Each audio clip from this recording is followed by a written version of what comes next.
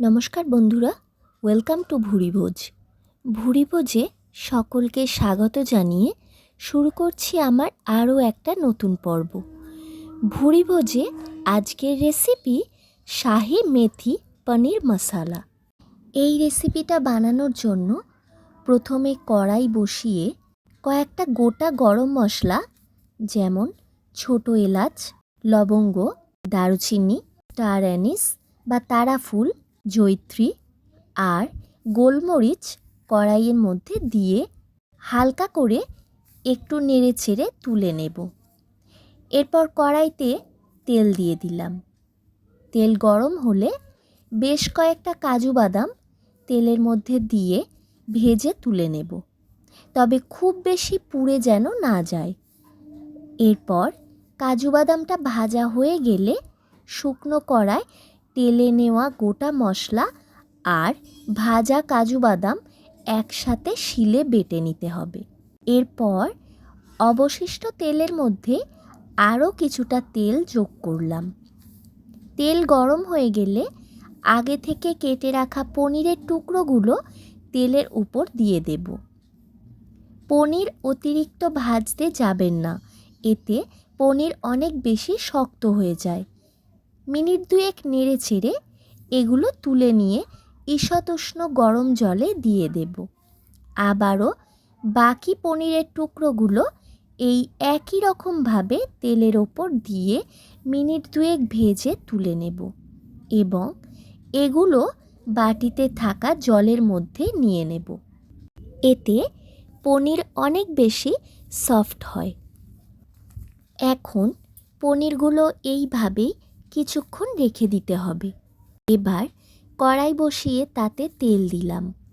তেল গরম হলে তেলের মধ্যে সাদা জিরে ফোড়ন দিলাম।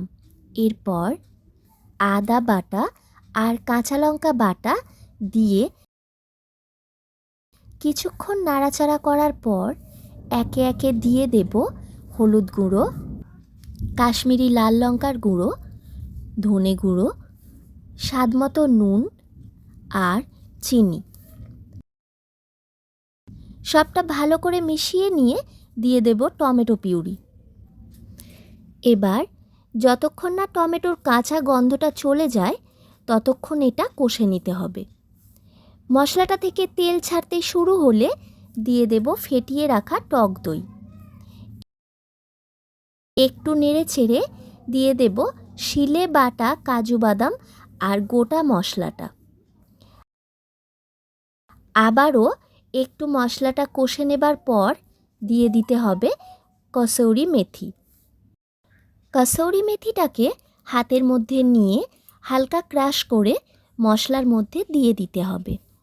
মশলাটা একটু নেড়ে ছেড়ে এর মধ্যে দিয়ে দেব পনির ভিজিয়ে রাখা 2 কাপ পরিমাণ গরম জল। এরপর ঢাকা দিয়ে ঝোলটা কিছুক্ষণ ফুটিয়ে নেব। 5 মিনিট ঝোলটা ফোটার পর এর মধ্যে পনিরের টুকরোগুলো দিয়ে দেব। মশলার সাথে পনিরগুলো মিশিয়ে নিয়ে ঢাকা দিয়ে আরও মিনিট 2-3 রান্নাটা হতে দিতে হবে। এরপর ঢাকা খুললেই তৈরি শাহি মেথি পনির মশালা। গরম গরম নানপুরি, কচুরি, পরোটা, লুচি, কুলচা ইত্যাদি সব কিছুর সাথে পরিবেশন করা যেতে পারে। এটা নিরামিষ হলেও যে কোনো আমিষ রেসিপিকে এক কথায় টেক্কা দিতে পারে, এতটাই সুস্বাদু। যে কোনো নিরামিষ দিনে অবশ্যই একবার বানানোর অনুরোধ রইল। রেসিপিটা ভালো লাগলে অবশ্যই একটা লাইক করবেন আর অনেক অনেক শেয়ার করবেন চেনা জানা সকলের সাথে। আমার চ্যানেলে নতুন বন্ধু হলে চ্যানেলটা সাবস্ক্রাইব করার অনুরোধ রইল। সকলকে অনেক ধন্যবাদ রেসিপিটা সম্পূর্ণ দেখার জন্য। সকলে সুস্থ থাকবেন, ভালো থাকবেন। আজ তাহলে এই পর্যন্তই। টাটা।